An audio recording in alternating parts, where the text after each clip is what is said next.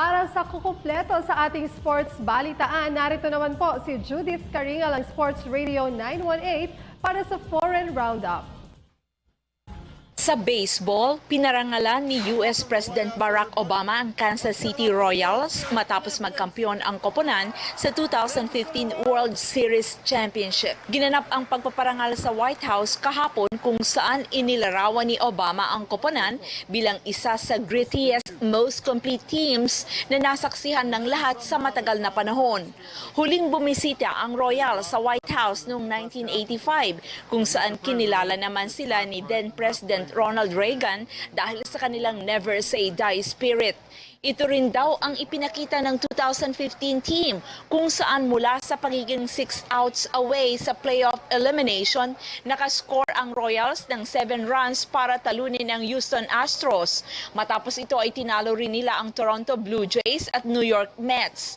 Nagbiro naman si Obama na kailangang palitan ang nickname ng mga malalaro ng koponan at gawin itong mas creative.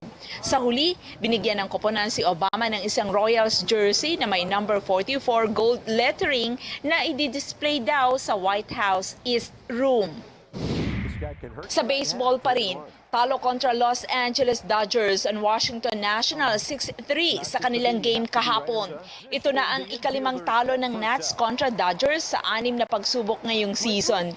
Kung babalikan ng last season, natalo na ang Nats ng 7 sa 8 laban nila kontra LA.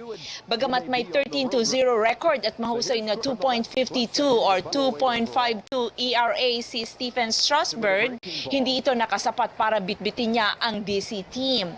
Nagpasiklab ng 2-run homer sa first inning si Justin Turner na sinundan naman ng isang 3-run shot sa third para maging unang player na makahit ng multiple homers mula sa pitcher. Umaasa naman ang Nats na makakabawi sa kanilang susunod na laban. Sa tennis, nag-retire sa kanyang second round match sa City Open si former number 1 Caroline Wozniacki matapos ma-injure ang kanyang kaliwang braso. Ayon sa right-handed na si Wozniacki, nakaramdam siya ng sakit matapos ang pagtira niya ng isang two-handed backhand sa first set ng kanyang laban kontra Sam Stosur. Pansamantala siyang nilapatan ng lunas at nanalo pa siya sa set na yon, 7-5, pero ipinahinto na niya ang laban sa second set. Bago ang left arm injury, na-miss din niya ang French Open dahilan sa injured ankle at natalo naman siya sa first round ng Australian Open at Wimbledon. Posible ring hindi makalaro si Wozniacki para sa Denmark na kanya sanang papamunuan sa Rio de Janeiro Olympics sa susunod na buwan. Para sa PTV Sports, Judith Caringal, Sports Radio 918.